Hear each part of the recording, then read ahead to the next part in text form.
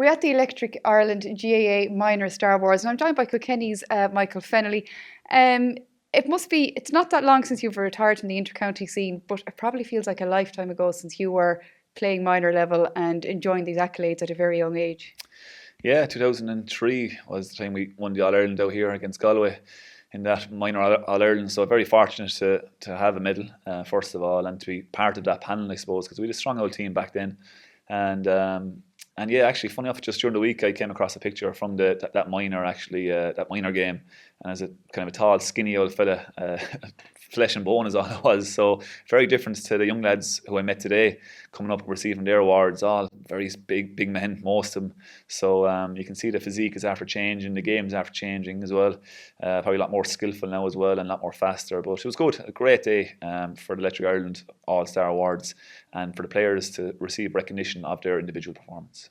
Could it be as well that, I know you've been on the record there a few weeks ago, you were saying, okay, you've left the inter-county, but you're still involved in club, you're still out training nearly as often, if not as often. And could it be as well that these minors are now seeing this from a very young age, that this is the level that's expected now? They see it in their club, so therefore it naturally by osmosis filters into them as well.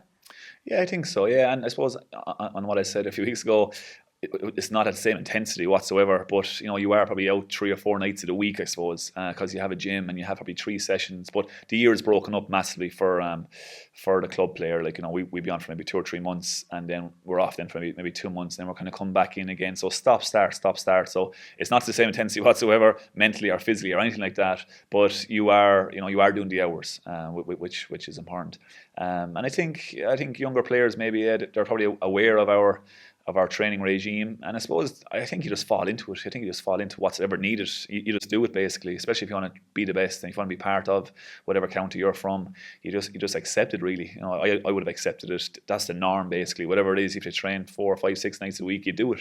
That's the thing, like, while the intensity mightn't be the same at club level, I think everybody can agree with that. You still only have 24 hours in your day, and you're working, as far as I know, you're also studying for a PhD, aren't you? Yeah, so I'm lecturing is my full-time job, and I'm studying for a PhD, and I do some leadership work as well, and I have 1 or 2 other small bits on top of that nearly, so I'm probably very full at the moment. So yeah, it is difficult to find hours. And even I know myself, like, I'd like to be doing a bit more practice myself, with the club and doing my own bit of work, but just it's very hard to get time. And I don't even have a child, so at this moment in time. So if you had 2 or 3 children, God above, where would you find the time? And between your own physical and mental preparation. So, but it's good to get down the field with the club. It's good to get away, and even stress relief, like in terms of getting away from the books or whatever it may be, and meeting your friends and meeting the lads, and just having a bit of crack and having a bit of social life. And that's really important. That's what the dressing room is about. You just mentioned working a lot in leadership and that kind of thing. Obviously there's a lot of theory and stuff behind it, but the applied work is usually very, very different. When you look now at the managerial ethos of Brian Cody, and we use him because obviously he's the one you'd know best after playing under for so long, and he's been so successful. How much does his applied kind of management of a team and of people kind of correlate to the theory that you have to read about and back up your academic work with? Yeah, it's a good question. So yeah, look, I think every situation is different. I think the players you have will require you to maybe to have a different style of leadership. Just because, if Brian has a certain leadership style, which he has, it doesn't mean that that's going to work for every county and for every team. Different players require different, different styles, and some players, need an arm around the shoulder. Some players need a kick, and you have to be aware of the different personality types, the different behaviours within teams. And, I think Brian, he would have been able to read us to a degree, I think, and kept our feet firmly on the ground over my course of my 12 years, which I thought it's a very hard thing to do.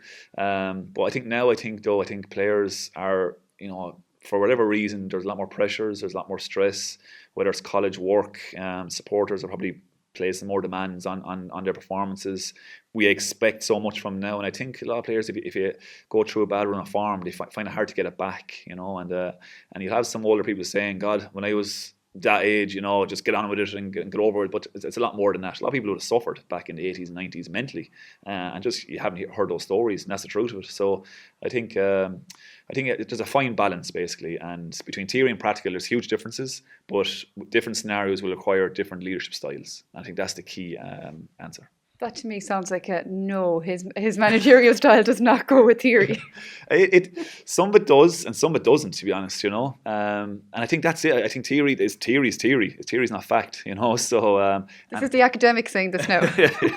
it is the case. If we all went off theory, everyone will be right. Everyone would think this model will work, but it's not the case. You have to, you're talking about AI and all this stuff coming into in different businesses, but you have to have that personality. You have to know people, how they work, what makes them tick, and that's the difference between a good manager and an average manager. They know actually what makes a player tick. And Henry Shefflin has a good story actually in his book on the time, I think maybe 2006 there, he mentioned that maybe he was kind of called out maybe in front of a number of players that he wasn't performing well enough.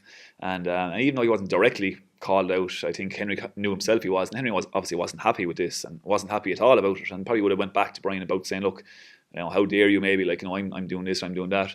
And what happened 2 weeks later, Henry Shefflin was man of the match in the Leinster final, and Brian knew, how to get the best out of Henry Shefflin basically. And that's kind of a prime example. Some players do need that bit of a kick, and other players just maybe need a bit more confidence.